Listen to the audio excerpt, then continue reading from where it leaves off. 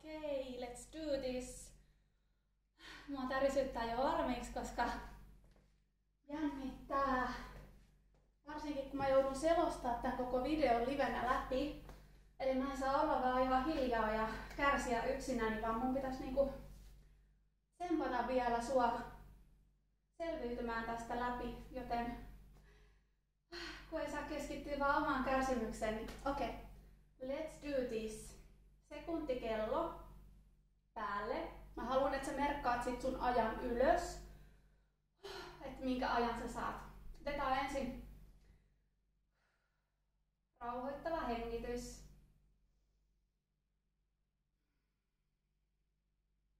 Syke on jo 200 valmiiksi. Ei se mitään. Let's do this. Eli polvet 90 asteen kulmaan, selkä seinää vasten suoraksi, keskivartalo tiukaksi ja muista hengittää. Se on tärkeää, muuten sä lähdet panikoimaan liian aikaisin. Okei. Jalat sen verran etäälle seinästä, että sä saat ne polvet 90 asteen kulmaan. Laitan täältä valmiiksi kaiken. Sitten lähtee. Oho, sammutin valonkin. Ei se mitään. Toivottavasti mä oon nyt 90 asteen kulmassa. Sitten vaan hengittelet rauhassa. Keskityt ajattelemaan mukavia asioita. Pidät sun kantapäät lattiassa, varpaat vasten lattiaa, älä päästä varpaita nousemaan ilmaan.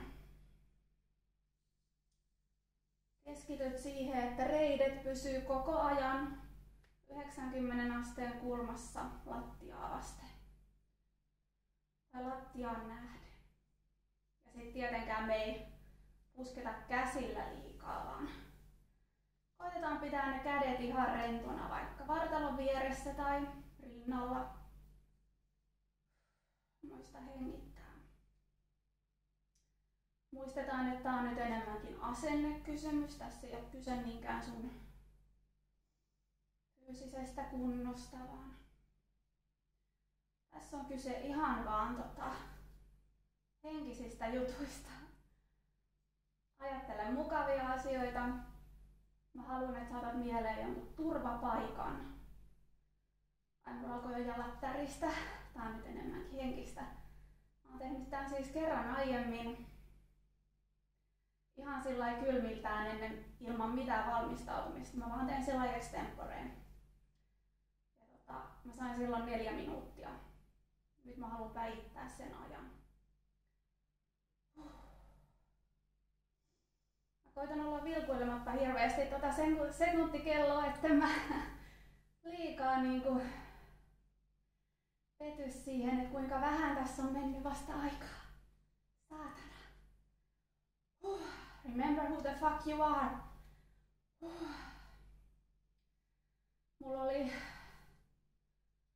maanantaina jalkapäivä ja vieläkin on vähän dompsit.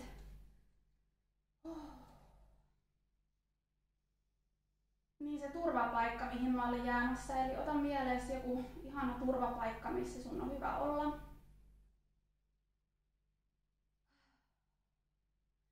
Muista pitää selkä kiinni seinässä.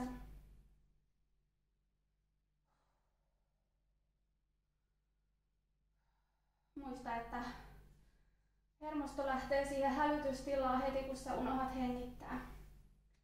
Eli hengitys on se keino, millä sä lähdet tasapainottaa sun olotilaa. Ja muista myös, että sun mieli luovuttaa niin paljon aiemmin kuin sun keho.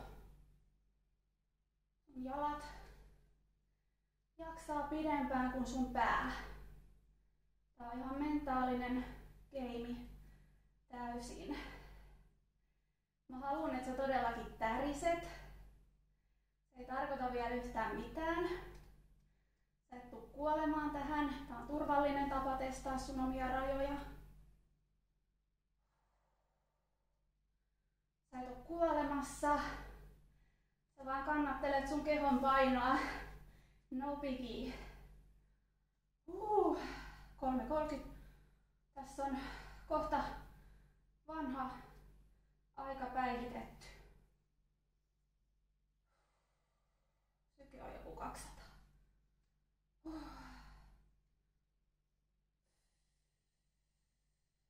joku viesti. Sekuntikello katos.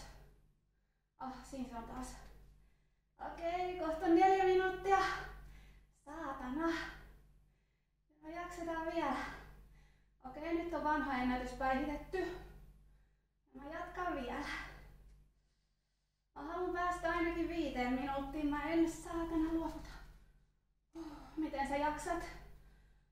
Mulla ainakin jalat tärisee.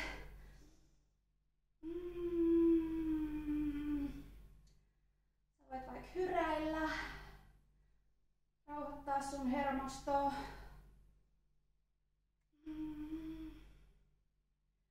Mä mietin vaan sitä kahvia, minkä mä tuun saamaan tän jälkeen.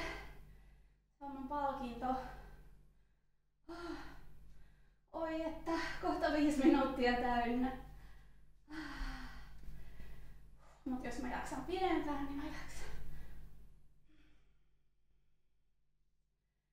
Tää ei oo kivaa. Muistetaan, että se on asenteesta kiinni.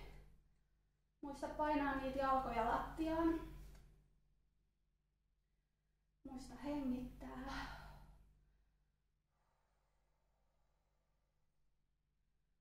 Ja muista, kuka sä oot.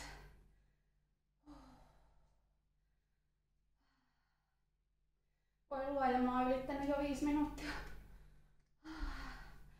Omat odotukset ylitetty jo. Apua. Pysy vahvana, pysy tiukkana. Hengitä.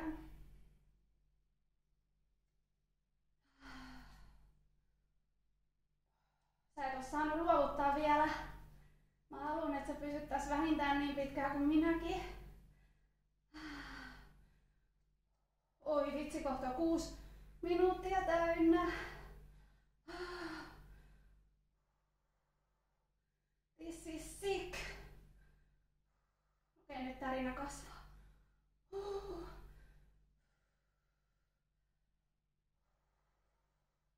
Joka paikkaan polttaa.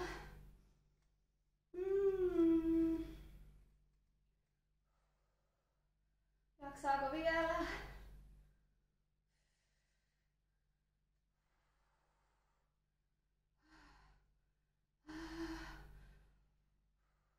Hengitä pallean kautta.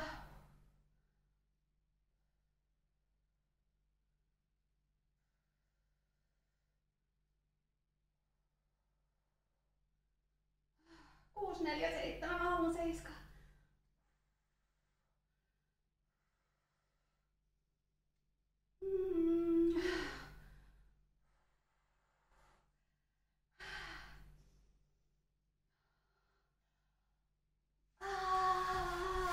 Saatana.